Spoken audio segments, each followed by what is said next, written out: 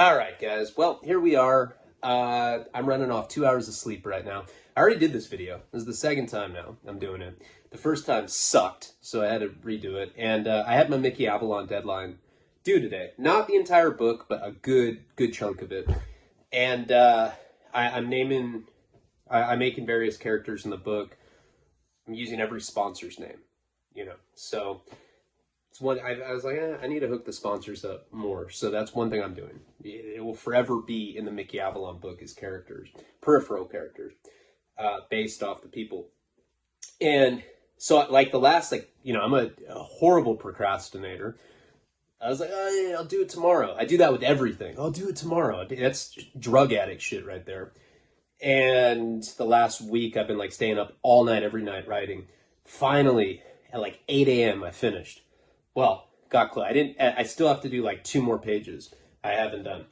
Then I went to sleep for a couple hours. I wake up to Nico, Karina screaming. Nico's blood's squirting out of his face.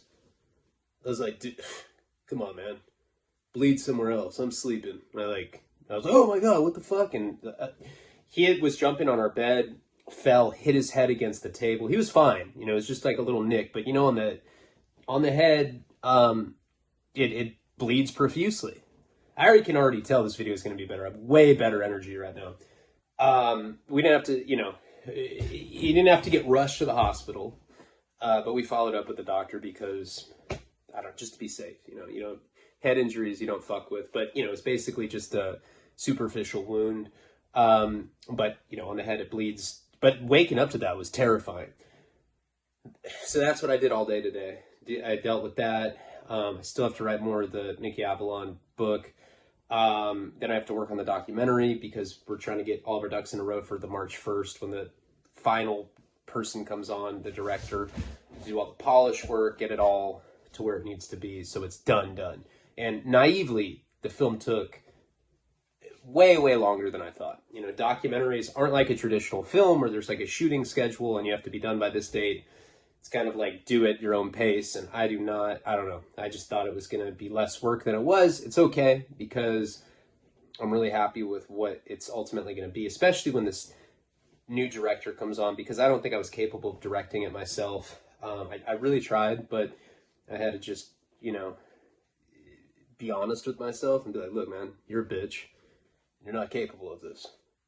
Hire a non-bitch to do it. And he's like, what's up, man? I'm a non-bitch. I'll do it for money. And I was like, all right. I would have done it for free. See, we're already off to a better start. So, okay, so we got that going on. And then this week I'm trying to put Joe Hamblin, who's going to be the president of the Paul Project, with this other girl, Alex, who has a lot of experience with stuff like this. And I'm hoping that between the two of them, they can get the nonprofit into full fruition so that by the time the documentary comes out, it's a way for me to bring awareness to it. Because I really do think that, I firmly believe that by giving Narcan to addicts, and we've amassed a huge mailing list at this point. We've done all the legal work, but now we have to do the bylaws. Very complicated. Again, naively, I thought I could do it a lot sooner than I could, but we're behind the scenes. We're trying to make it happen right now. I want to get it up for the documentary because I do believe that Narcan is the best tool that we can use to save lives outside of prevention and other facets of combating the opioid crisis right now. But Narcan, if everybody had that, everybody that used to be an addict, current addict, neighbor of an addict, dating an addict because you can't hook up with normal people, so you're like, hey, I have drugs, well, let's date. You should have Narcan. Like, comment, subscribe, check out patreon.com/Ryan Leonis in the pinned comments.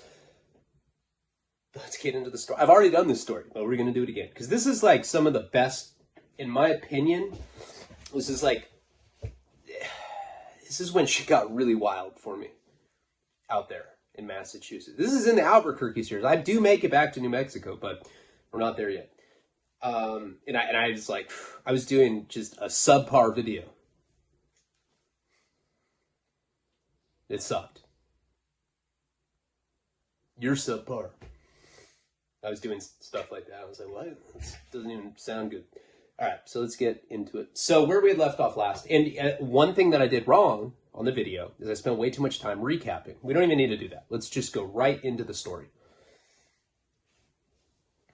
Well, a little recap. Just at the very tail end of it, I was at Hartford, and I signed something without even looking. Because I thought that, because my dad's like, I'll bail you out. So I thought that I was going to get bailed out right then. I didn't even ask what I was signing, but I guess I was signing, a transfer order or whatever, extradition order. And I had a warrant out of Springfield, Massachusetts, which is not where I got arrested originally. The first time when I got charged with home invasion, when I flew out there, when I was on acid, I was talking to Kate, and she told me that, she's like, poop a gaddy. I can't even make light of the fact that she was molested, because that's incredibly fucked up, and I cared about her so much. It was like, when you really care about somebody and you hear that they were sexually abused like that from a family member, it boils your blood. That's what it had done to me. She had told me on acid that she had been molested by him, and that, he used to tell her that, hey, it's so hot right now. Like, this is maybe in the summertime, they'd be laying in bed. He's like, why don't you take off your clothes and get under the covers, and then he would molest her. She told me that while I was on acid. She was on acid. I ended up flying out to Massachusetts to kill him. Tried him with a skateboard, and he ended up beating me up because I have no cock. I did, though, at one time. Now I just race in my car. Cockless. Like, let's go! What the fuck? Sometimes I'm like, what? My brain is just out of control. So, when I got arrested originally for that, there is some recap required. When I got arrested originally for that, it was for a charge called home invasion. If you don't know what that is, if you're not a criminal, or if you just don't know what that is, I guess there's non-criminals that know things too. Home invasion is when you rob someone straight up in their house. Like, you get on the ground. I'm robbing you. You let them know that you're robbing them in their home. Now, residential burglary is when you go and burglarize somebody's house. You go into somebody's house, steal a VCR, what are we in, 94? You go in and steal a flat screen TV out of somebody's house. If you get caught, that's residential burglary. If they're home, but you don't tell them that you're robbing them, that's not a home invasion, but it's a worse degree of residential burglary, at least in California. That's a strikeable offense. We've talked about this. There's this big misconception about the 3 strike laws. People think that a strike means a felony. That's not what that means. A strikeable offense is a serious, serious felony. Home invasion, attempted murder, homicide. I think they're pretty light on sex offenses, but rape should be a strike. Armed robbery, assault with a deadly weapon. These are all strikeable offenses, but just because you get arrested for a strikeable offense doesn't mean that you automatically get a strike. As I've said before, it's a tool for the prosecution to use.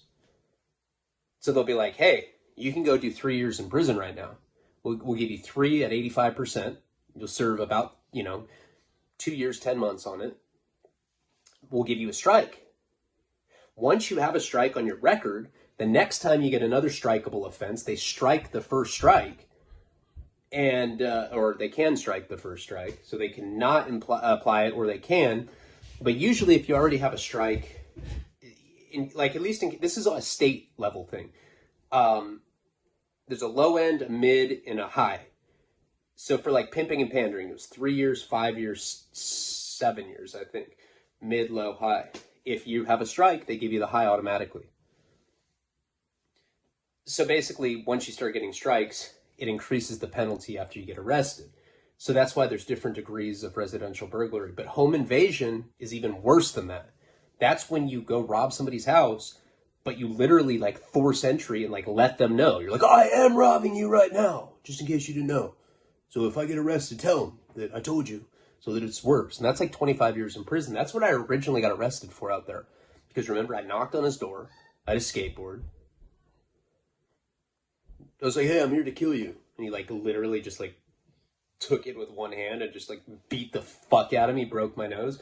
I ended up getting arrested for that, taken to a substation outside of Springfield. It wasn't in Springfield itself. Charged with home invasion initially. And I did an interview with the police. I was like, dude, yeah, this guy's a child molester. I was like, okay, you know, you can charge me with that, but if we go to trial, I'm going to be like, that guy is a chomo. Everybody should know. That right there. Yeah, I'd point. I don't consider that ratting. All the convicts, oh, dude, you telling a fucking rapist or pedophile, you're still a rat. Well, okay. I mean, I don't know. I don't know about you, but like, that's one of the times that I definitely think law enforcement has the right to put somebody in jail is for being a fucking pedophile. And unfortunately, the laws with it are very, very light. So I had like pretty much told them that I was going to create havoc. I was going to put his ass on blast. You know, that's pretty much what it came down to. They let him know, and he agreed not to press charges on me if they escorted me to the airport, made sure they got on a plane. I was like, yeah, I'm not going to pretend to go to the airport and then get a cab and go all the way back to his house with the attempt to kill him. And if he's not home, steal a family photo and make photocopies that says he's a pedophile and blast all over the telephone poles and trees everywhere. That's fucking silly. Like, okay, cool. We didn't think you'd do that. And then that's what I did. After that had happened, he threatened me. Well, do you know who I am? I'm a defense attorney. I'll get the mafia to kill you. Why would the mafia do anything for you? Weirdo. Seemed like an empty threat at the time. But the point is I never got charged with that. Never charged. So when I was told that I was getting extradited to Springfield, I was like, what the fuck? What does Springfield have to do with that anyway? Yeah, it's like the closest major town, I'd say, but I never got charged with anything. You know? And then when I got arrested in Hartford, which is right next to Springfield,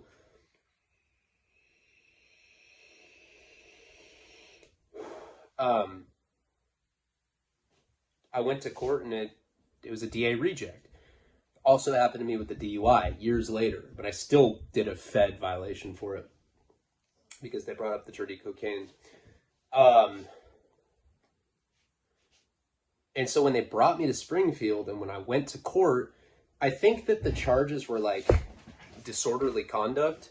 See, out here it's like disturbing the peace, but I want to say out there it was like disorderly conduct. They have different verbiage out there. And I think it was like trespassing. It was trespassing. I know it was trespassing.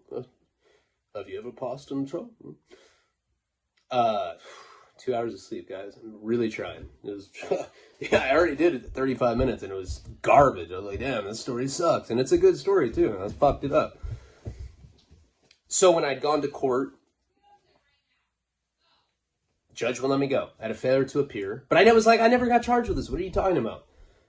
My public defender was like this little wiry guy. Anyway, I ended up, so they dropped the charges for me in Hartford, you know, because I'd run out of some electronics store with like 5 Batman Begins DVDs and the impotent dude and his girlfriend, the hippie slut. She's like, when I fuck guys, I just imagine that their ball sack's a hacky sack. I love love. And then her boyfriend was like all impotent. He's like muttering shit under his breath because he knew that he couldn't satisfy her anymore. So, and they just left me there. So, but that got dropped. DA reject, thank God. But now I had to deal with this new charge. I go all the way to Hartford or to Springfield, and the judge will let me go. Failure to appear. These are misdemeanor charges. My attorney was like, well, just so you know, you're facing $150 fine. It's always on your record. I'm like, that I had to pay $150 fine? He's like, yeah. Fines ruin lives. I got you. I was like, oh. can you get it dropped down to like 146? He's like, maybe. I like the sound of that. I'll see you next week. But no, the judge wouldn't let me go. No, failure to appear, flight risk because I wasn't from there. I was like, I went back to the housing unit in Springfield. I was like, these are my charges. Why won't they let me go? Everyone's like, this is suspect. I think this guy's an agent. And I was like, and I was kicking. Remember, like 2 days into kicking. So they called me for a visit. I was all excited because the last time I talked to Kate was when I was in rehab. She had left me a message. And she was like, hey, poo-poo daddy, I got your message. You sounded really lonely. And I just want you to know that even though we're not together, I'll always love you, poo-poo daddy. Bye. And that was the last time I heard from her. That was probably like 9 months before this when I was in rehab in Florida. So in my mind, my delusional mind, I thought that there was a chance that I could get back together with her. And I'm the kind of guy, like, I've been in a lot of serious relationships. Like, I'm one of those guys that always has a girlfriend. Even when I'm single, I have my homeboys like wear wigs. And I'm like, here, I'm going to rent a convertible. Just pretend like you're my chick. All right. No, don't touch my leg. Hey, bro, this is make-believe. Stop it. You weirdo. Fucking meth head. Get off of me. But that was the only relationship that when a girl breaks up, and I've been dumped like 80% of the time, I wonder why. My life is completely drama-free. Why would a woman not want to be with me long-term? That's weird. They're out to get me. Usually when a girl breaks up with me, I'm like, I'll like fight to try to get it back for a week. And I'm firing on all cylinders. I'm like writing rhyming poetry and shit. I'm like doing magic tricks with doves. I'm like, this is our love. The dove just fucking flutters into the air. Dies. I'm like, fuck. Knew I shouldn't have gotten a dove off Craigslist. No, it's that one that, I don't know. They sell the shit. Okay, anyway. Usually when a girl breaks up with me, I'm cool with it. Like a week goes by, I'm like, I don't get all stalkerish and weird like this. But she, this is my first love. She'll always have a piece of real estate in my heart. So, that little seed of hope that I could get back together with her was the reason that I had the couple take me to her hometown to begin with. And then I couldn't find her house. Now I just happen to be in the jail system. I get called for a visit and my heart's beating. I'm like thinking about all the things that I'm going to say to her. Hey, baby. Hey, poo-poo daddy. I never stop loving you, poo-poo daddy. And I'd be like, yeah. Put my hand on the glass. Be like, touch it. Do you feel the warmth of my soul coursing through the glass? Shit like that, whatever. But when I showed up, and it wasn't a regular, I believe at that jail it was like personal, I think you could get contact visits there. Certain jails you can. But whatever the case was, I was in like one of those booths with plexiglass. It was an attorney visit. So her dad, and it was her dad just sitting there. He was like reading something. I remember he was like sitting down, like reading something, and he had like his hands like folded on the desk. This was an attorney visit. So obviously because remember I had to go to the substation. I had to talk to the police. I told him the story. I was like, dude, I got roofinalled. I'm a victim. Have you talked to the Chomo lately? They're like, shut up.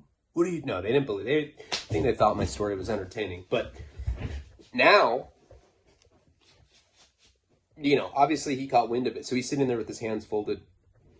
And you got to pick up this phone. He told them that he was a private attorney. He was interested in representing me. Psycho shit. Like, who's the stalker, bitch? No, I did... My heart was just... I remember he looked at me with this just incredible... disdain, like this, just like, oh.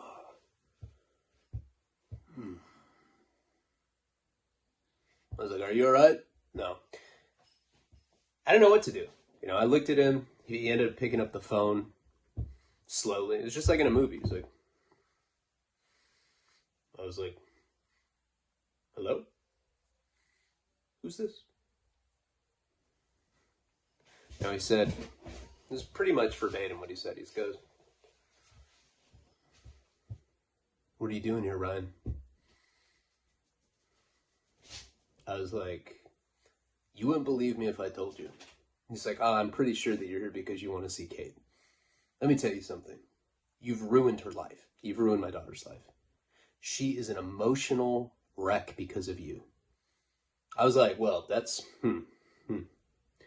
hold on. I mean, I don't got a chalkboard. I ain't no mathematician. But if we're going tick for tack, you fucking molested her, you piece of shit.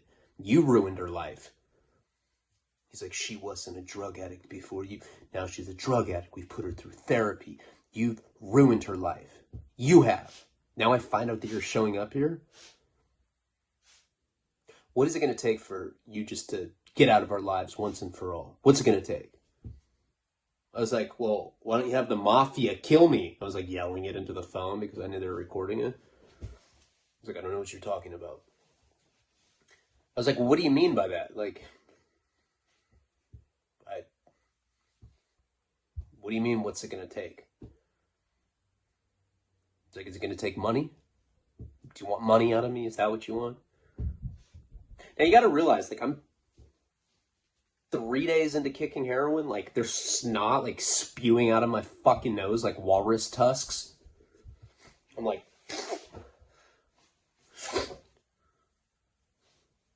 look like a psycho. He's like, you look great. I was like, I know. No, I didn't say that. But,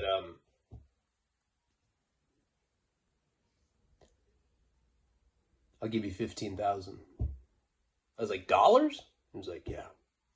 I will give you $15,000 to stay away from my family and my daughter.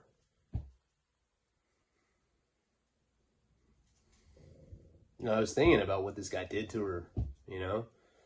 And that and I want to be able to say right now that my integrity is worth more than $15,000. But at the time, I was like, yeah, deal, sold. How do I get the money? You know, think about where I was in my life though. At that point, my parents wouldn't even take me back into the house because I wouldn't give them $500. I was essentially homeless. You know, I was running around doing stupid shit. It was just a matter of time before I went to prison. This guy's offering to pay me off pretty much. He came to visit me in jail to tell me that. And I was like, well, what does that mean exactly? He's like, well,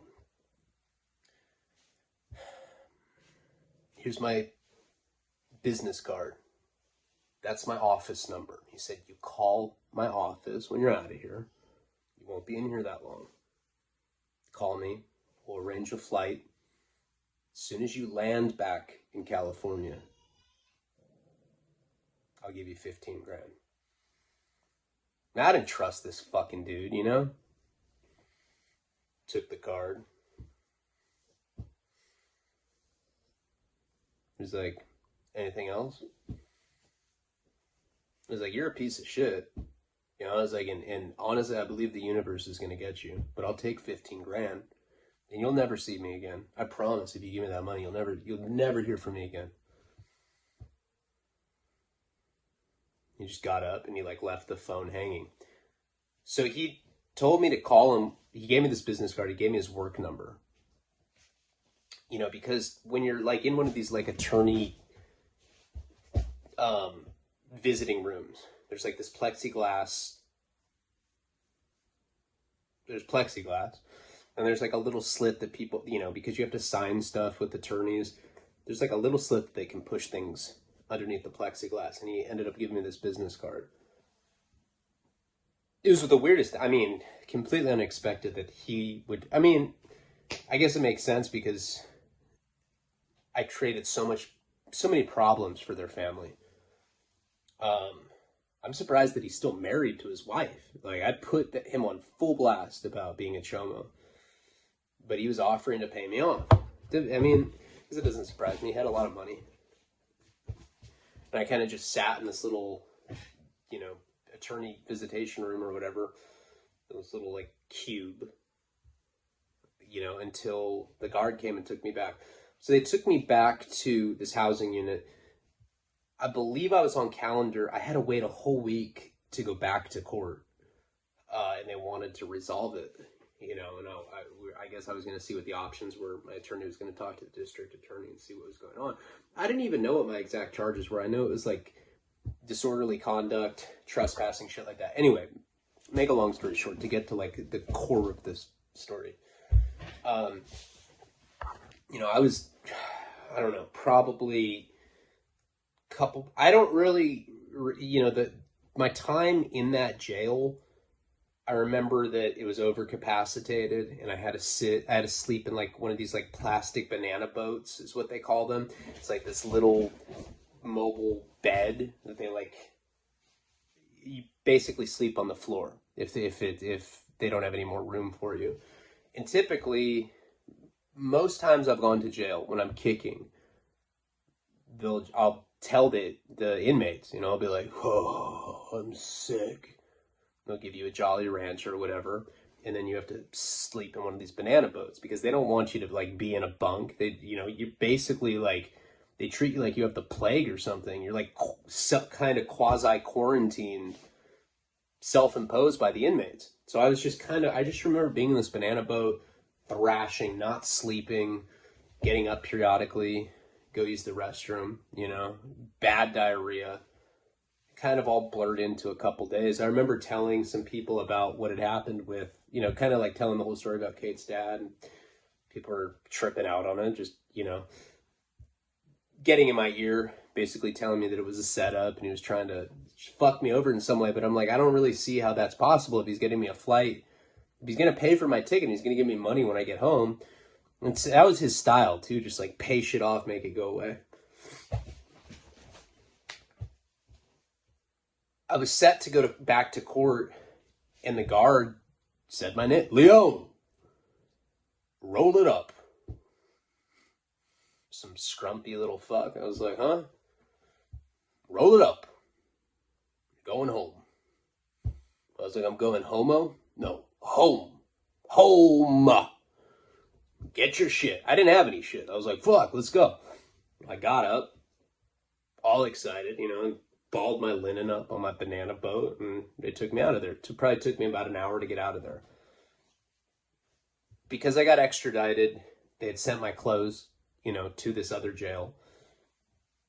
I remember it stunk. Like, even being in stinky ass jail, like getting into impotent dude's clothes, I was like, ugh.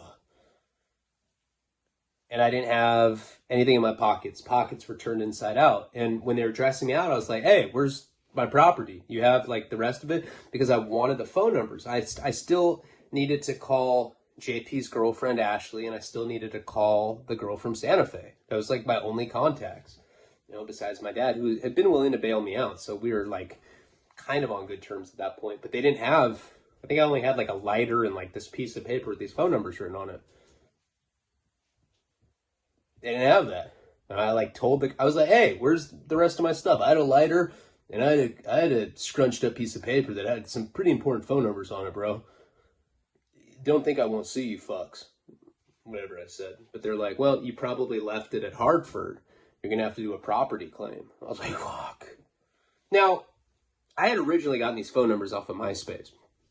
So it wouldn't be that hard, in theory, to find another cafe that I could use the internet and I could call these people, and I could find the phone numbers and I could call them. But back then was different. There weren't smartphones everywhere. You really did have to like go to a cafe to get onto your MySpace like that. So anyway, I end up getting out. I remember it was probably around 8 o'clock at night when I got released. It was cold as fuck. It's probably September in Massachusetts. It was cold.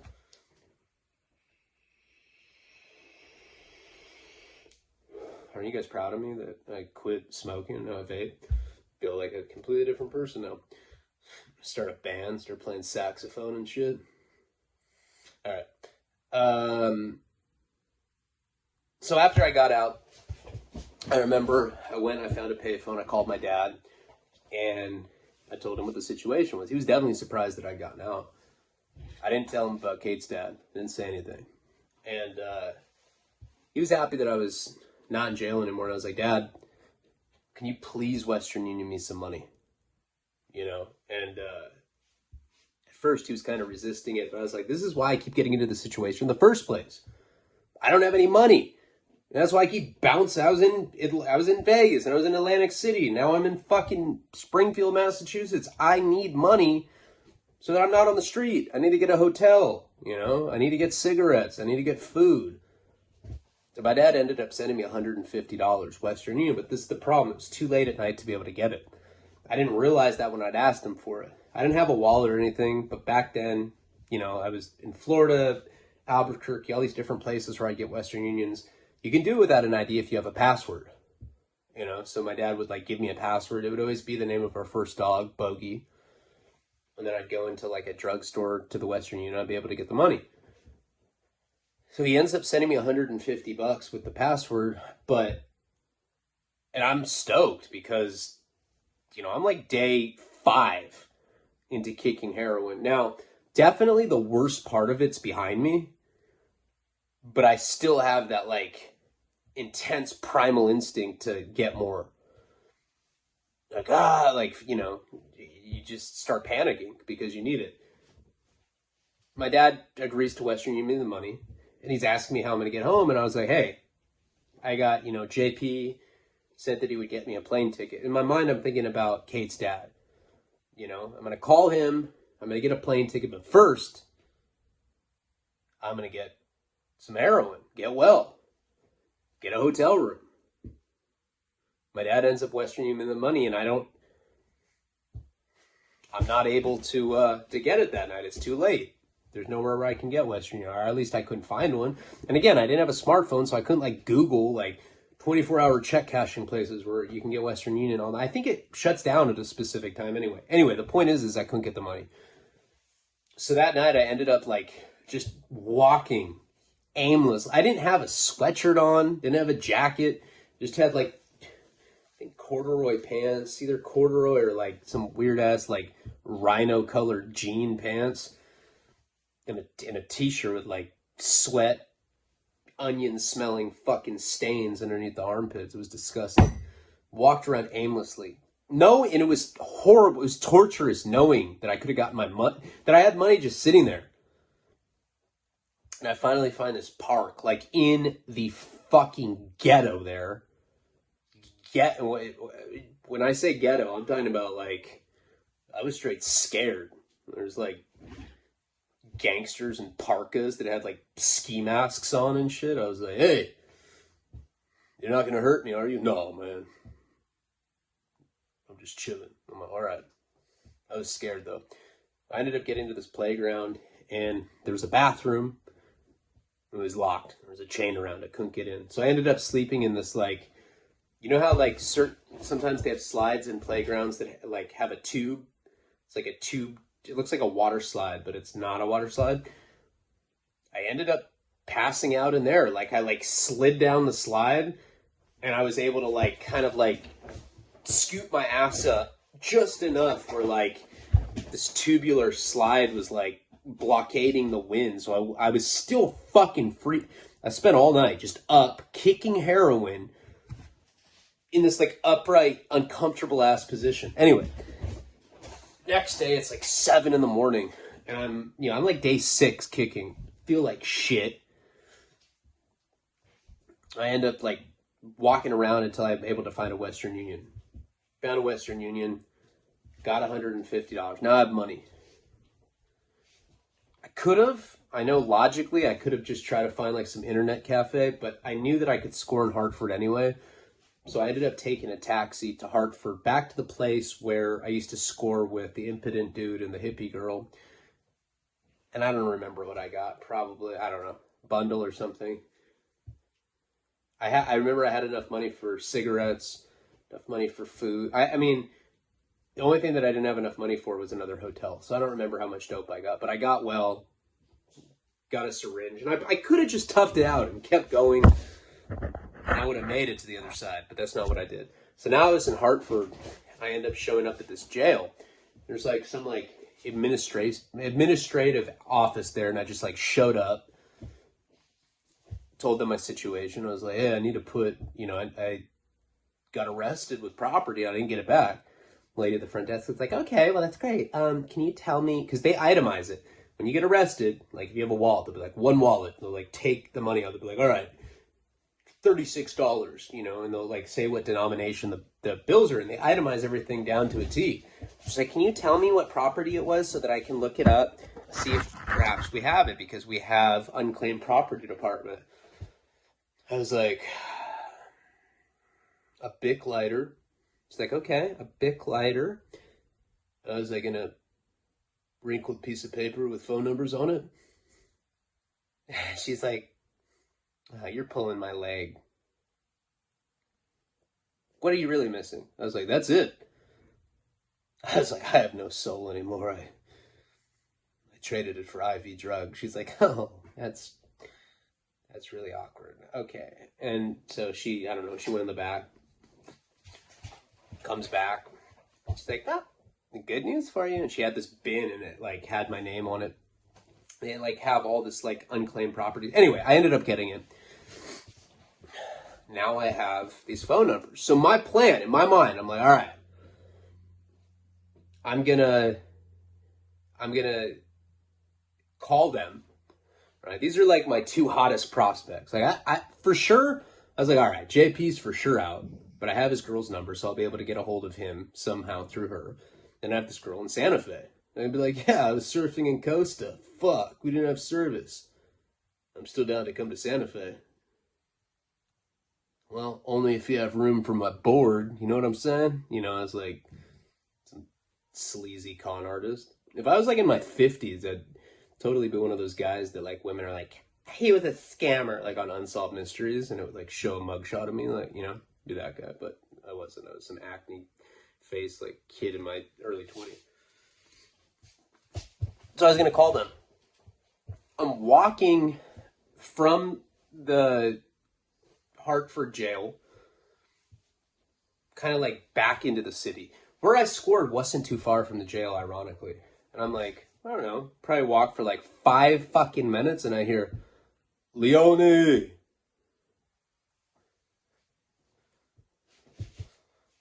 And I see Bruno, the dude that I got in a fight with in the holding tank. He's like, yo, dude, hey man, come here. And I'm high now. I'm not kicking anymore. Right? And like the last time I saw him when we got into that little altercation, I was kicking dope. So I'm like, I like want to fight. He's like, oh, okay, I come in peace. You know, he's like, yeah, I couldn't be myself with the fucking primates. You know what I'm talking? I just got out too. My old lady's coming to pick me up right now. Let me at least make it up to you. I'll get you a slice of pizza.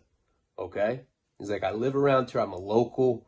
I know your situation. I know you're from Los Angeles. I was like, I'm not from Los Angeles. He's like, hey, it doesn't matter to me. Okay? It doesn't matter to me. What I did was wrong. I grouped up on you with some fucking baboons. But look, we're not in jail. We don't need to live like that anymore. I was like, dude, that was like 4 days ago. You act like that was like years ago. What the fuck? But I didn't know anybody else. Like, of all people, this is the one person that I knew. I already didn't trust. I'm dumb. I should have known not to fuck with this dude. But, like, I didn't know anyone else. And I was kind of, like, resourceless. Like, I had dope. I had, like, cigarette. I had, like, what I needed for that day. And I was planning on hitting up Kate's dad. And being like, all right, fly me out of here. But instead, I end up meeting up with this super racist Connecticut dude. I got into it with him the holding tank. So he's like, look, we just got to keep walking a couple blocks. My old lady, she's going to pick us up. I'll take y'all. We'll get some fucking pizza. How's that sound? I was like, all right. So he's like talking my ear off. He's like, man, if there's anything I fucking hate more, it's the goddamn baboons in the jails. They fucking stink. Have you ever noticed they smell like chronic? It's fucking disgusting, bro. Whatever. You know, it's like, I never liked people like on racist rants, you know, like ever. And we end up getting to wherever, like, I think it was, maybe a Wendy's or I don't know, some fast food place. It wasn't Wendy's. It does not matter. I always get stuck on these little details, but it was something like that. Just a fast food restaurant. And there's this little, I don't know what kind of car, maybe like an Impala or something. I don't know, smaller. It doesn't matter either. God, I keep getting stuck on these. Remember, I'll have like 2 hours of sleep. This girl picks him up. Comes and picks both of us up. And it's this it's a black chick. I swear to God. I was like, this is Shelly. This is my girl. We've been together for like 7 years. I fucking love this chick. I love this broad right here. And I'm looking at her, rosy cheek, overweight black chick. Go figure, dude. Jesus Christ. I'm sitting in the back seat. It's like a pretty small car. I suck at cars, but I don't know, whatever kind of car. It wasn't a very nice car. It was like whatever. It was like in between, you know. So I was like, so what'd you get arrested for? He's like, I don't really want to talk about it. And his chick's like, what's funny is this girl talked real white. And she's like, he didn't register. I was like, register? He's like, hey, it's not, I ain't no fucking weirdo if that's what you think. I was like, well, what do you mean register? Of course, that's the first thing I think of. Kind of like shoots his chick a glance. And I'm like, am I like in the car with a sex offender right now? That's fucking tight. I was not cool with that. They kind of like just shut up after that. I was like, all right, we don't need to talk about that. He's like, look, I can take you to one of the best pizza joints in all of fucking Hartford. This place is the fucking bomb, I'm telling you. Shelly, she used to work there. We used to get this pizza, and I still didn't get fucking sick of it. I love this spot. Her name was Shelly. His name was Bruno. I'll never forget these people. And I'm anyway, we'll get to what happens with them. So I was like, hey, you got a cell phone? He's like, yeah. He's like, my girl here. Gives me the cell phone. This was, again, like back in the flip phone days. I don't remember what kind of phone, but it was some sort of like Motorola flip phone, I think. Some cheap-ass phone. Nobody had smartphones then. And I take this little piece of paper out, and I call the girl from Santa Fe first. She doesn't pick up. Then I call JP's girl, Ashley. I get a hold of her. I was like, hey, Ashley, what's up? It's Ryan. Me and her start talking, and she tells me that JP's still locked up in Vegas. Like, he still hasn't gotten out. I guess he has a hold now. You know, same kind of thing that I did. Like, he had some other case from another state, not from Vegas, not from Nevada. I think he had a case in California, but she said whatever the case was, he was being held there. He had a martial hold on him. The exact same thing that happened to me. He was stuck in jail in Vegas. And so she starts explaining to me that he owes this pipe. Remember, before all of this stuff, the reason we were trying to steal TVs at the MGM Grand was because he owed some paisa that he had met at like poker tournaments, a shitload of money. Not a shitload, but like back then, I think it was like 40 G's or something. Like back then, that was a lot. And she's like, yeah, she's like, this guy's like putting a lot of pressure on me. Like remember he showed up at her parents' house and shit. Her parents didn't even know that like JP was involved with stuff like that. Anyway, she starts explaining to me that she'd been talking to JP and they set something up because we had that friend Luke. I don't know if you guys remember Luke. Luke is the guy that I met when I was in Worcester. You know, I went to that internship program. He was there. He happened to be one of JP's best friends from military school. His name was Luke. Not his real name, but I'm still friends with him. I don't want to put him out there like that. Luke is also the same guy that had sent those guys from Ohio. Remember in what series was that? I think it was in the Redux series when I got jacked for Sass's money in Washington State. Same person. He's also the same guy that when Sass stole $70,000 from me and Jenny pistol whipped Sass. Same person that had given me the money. Remember he like sold his Lexus. And him and I reconnected. I just talked to him maybe like a year ago. But what Ashley, JP's girlfriend, was telling me was that Luke was helping him out. And right now, Luke was living in Connecticut because that's where he was from. So like in the same fucking town as me. Same, well, not town, but same state. And she was telling me that they were having an issue with courier stuff. Now, Shelly and Bruno are up in the front seat talking. And I'm having kind of a hard time hearing what Ashley's saying, but she's saying something to the effect that they'd been sending weed out to Connecticut. You know, and back then, remember, this is, I don't know if I ever told the story about when they were having me bring ounces of meth on JetBlue Airlines from Long Beach to Connecticut. And I would wear biker shorts, you know, those like spandex shorts, and I'd put the ounces underneath the shorts, and then I'd wear baggy jeans over it, and we'd bring ounces of crystal meth to Connecticut. That's back when Luke owned a strip club. But I guess now, JP's girl, JP was coordinating from jail weed to be sent to Connecticut because the markup was so much higher. Like, we were getting ounces of, like, I guess, like, in other parts of the country, you'd call it mid-grade bud. Like, I've been in, like, Michigan and Florida. Oh, this is mids. This is commercial. You know, all this weird-ass terminology. In California, you can't even get shitty weed like that. Seriously. Remember, I had a problem trying to get it. But we would get, I guess, what would be considered very low-end weed in California would be considered mids or whatever, in Michigan, Florida, whatever. And in Connecticut, so like basically a pound was going for like 3,500 of this stuff. That's not like top shelf weed at that time. This is in like the mid 2000s when medicinal marijuana was like cracking. And they could send it out to Connecticut and sell for like 4,800. 5,000 a pound of this weed that wasn't that, it was like the worst weed that we could get. He had already told me he'd been doing that, and this guy Luke, he owned a strip club at that time, same time, and they had like this whole thing going. Well, that kind of shut down when JP was doing the coke thing and going back and forth from Vegas to Santa Barbara, and he kind of like brought me into it so that I could help him in Vegas. The weed thing shut down, and Ashley was explaining to me that they started doing it again, and they were having a courier problem. And he's like, so we need your help with it. Like, JP's like pretty much calling on you to help him out. I needed to like help pay off this debt while he was in jail.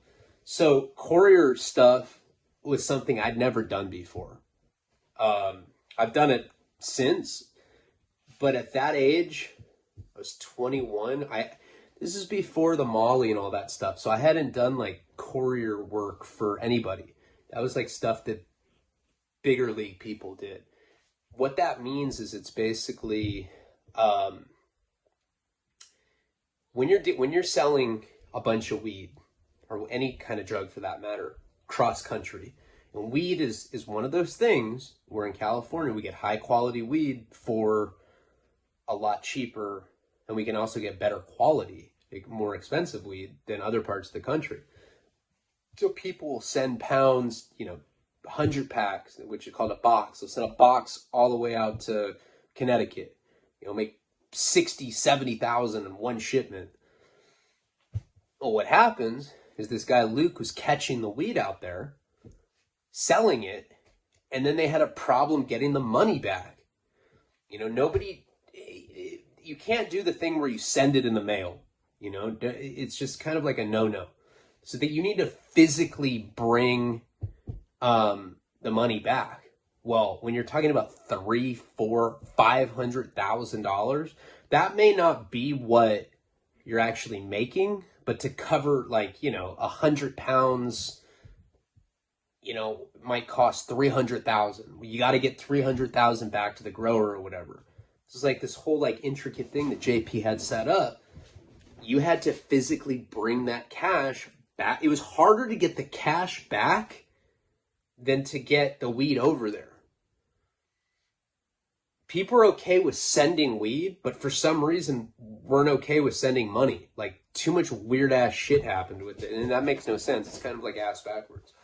So I've seen this a lot after this point, but this is the first time that I'd had any experience with courier work. And we had to figure out a way to be able to get that. You can't bring $300,000, $400,000, $500,000 onto an airplane. So you have to figure out a way to turn that cash into something that you can transport easier. The best way that we could do that was with, well, I mean, there's a lot of ways. You know, later there was gold, you know, gold bars. That was an easy way.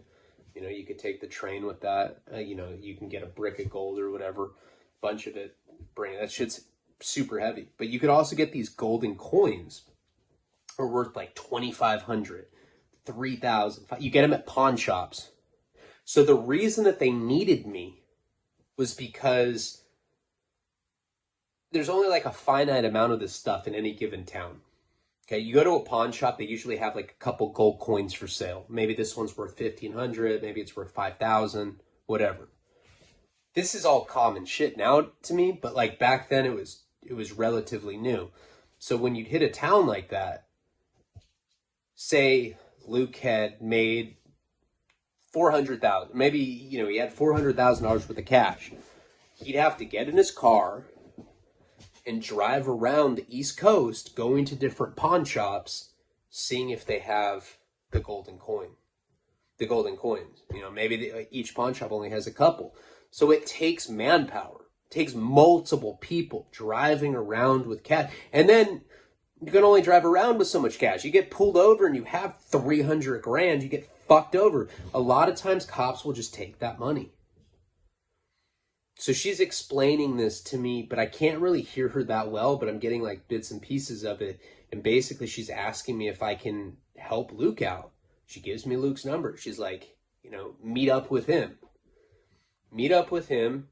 I need you to do some of this courier stuff. You get a cut from it, but help your homie that's in jail. And JP did quite a bit for me. So it seemed like a way for me to help him. It seemed like an opportunity, all that. Okay, now back in reality. So I'm like talking to her on the phone. End up getting Luke's number. I try calling him. He doesn't pick up. Bruno's like, by the way, not one. Fuck it. Look at that baboon. Look at that. Hey, man, look at that. Oh, whew. It's the wrong impersonation. Okay, so, you know, what I was saying in jail about baboons is not really reflective of how I actually feel. I love Shelly even because she's black. It doesn't matter to me that she's black. I love her. I you know what I mean? And I'm just like thinking, like he's saying shit like that to me, right? I tried to call this dude Luke. I couldn't get a hold of him, but he's basically like being a completely different person around her. That is common. You go to jail. Somebody's all like super duper serio. What did I say? Super duper serio. You see people that are super duper serio in jail, and then you get out and they're like into like fucking, you know, collecting vintage stamps and shit. This is a horrible example. See, this is what happens when I'm tired, but I'm trying just because I needed to get a video out, but it's really hard when I'm this tired. But anyway, it doesn't matter. This guy, Bruno, acted like a completely different person. And from what I gathered from Ashley, JP's girlfriend, there was an opportunity for me to make money and to help JP out. And I was down to do it. So in my mind, I was trying to think of how to play this the best strategically.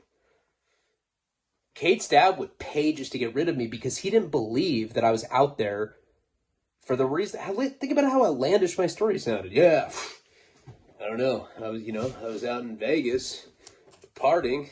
I woke up in Atlantic City. Who the fuck's gonna believe that? Especially him. Especially when I have like a history of watching her sleep and like cutting locks of hair off and sticking them on my ass and like trying to change the tone of my voice to sound like her. Not him. So he thought that I was out there like on some weirdo stalker shit. So he was willing to pay to get rid of me, or at least that's what he said. And now I have this other opportunity to do some courier work, which is easy. Drive around, or well, I thought it was easy. Drive around, go to pawn shops, and buy these golden coins or buy other things of value. Just things that we could move around easier because you had to do this stuff in person. So we ended up getting to this pizza shop, and we go inside there, and sure enough, Bruno ends up buying me pizza to make up for what he did to me when he ganged up with his...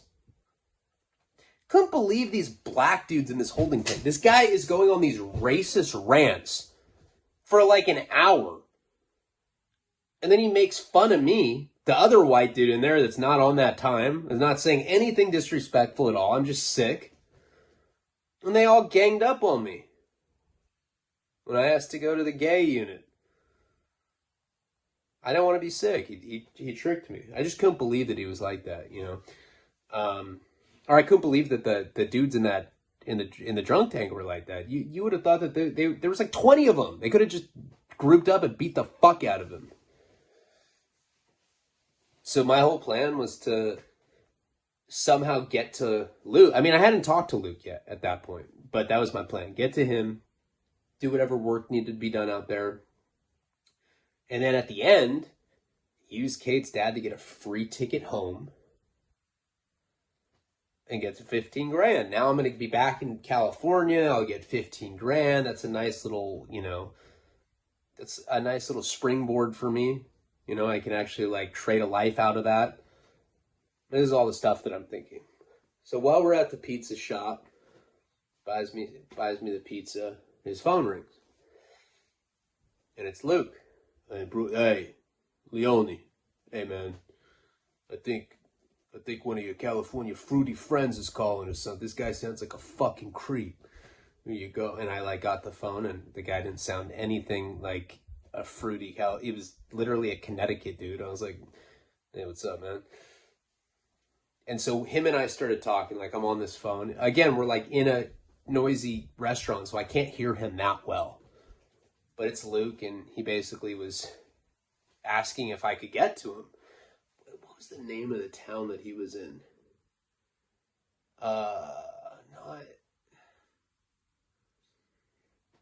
Damn, I can't remember the town that he was in. But it was like maybe like 25 minutes from there, you know. It wasn't that far. And he was asking me if I could get, was it Havenport? I forget the name of the town. It's the same place they had the strip club. I don't know. It's blanking to me right now, but I'm like running off no sleep. But he's basically asking me if I can get there. Now, I didn't really think about it. You know, I should have probably put a little more thought into, I probably should have just said, no, you need to come get me. You know, it wasn't that far away. But I put the phone down and I was like, hey, you know, my buddy lives not too far from here. It's like 25 miles, 25 minutes, I think it was. Like, do you think you guys can give me a ride? You know, Bruno's like sitting there, like eating pizza, like chewing with his mouth open. Oh, yeah. All right. So they decided to take me there. Big mistake. That right there was like, out of this entire series and all the stupid things that I did, bringing that fucking moron to my friend Luke's house when they had that much cash and all this courier stuff and all this illegal shit going on was the dumbest thing I could have ever done. And we will get into that in the next installment of the Albuquerque series. And I think there's only, there's probably a few videos left in this, but yeah, I wish that I wasn't so tired because I don't have like as much energy as I normally do to like tell the story. I'm literally running off 2 hours of sleep right now, but I really like how this series concludes. I think that it has a pretty epic ending. Like, comment, subscribe, check out patreon.com/Ryan Leone to support my cocaine habit. So you know what somebody just told me? Sinister just told me, is like, dude, one of your followers just told me that you're snorting snuff, man. I was like, yes, so? It's legal. It's not a drug. It's tobacco. He's like, oh, dude, I thought that was like some narcotic or something. Thank God, man. I was just making sure that you didn't relapse. I was like, no, I'm off cigarettes, vaping, and I'm snorting snuff. I probably shouldn't do that. My nose is already like leaking like a faucet all the time anyway. It's probably horrible for you to keep doing it, especially when you have deviated septum. But Did I already say like, comment, subscribe? Check out patreon.com/RyanLeonis in the pinned comments. I appreciate you guys. I am going to go get some sleep. I am exhausted. Palabra.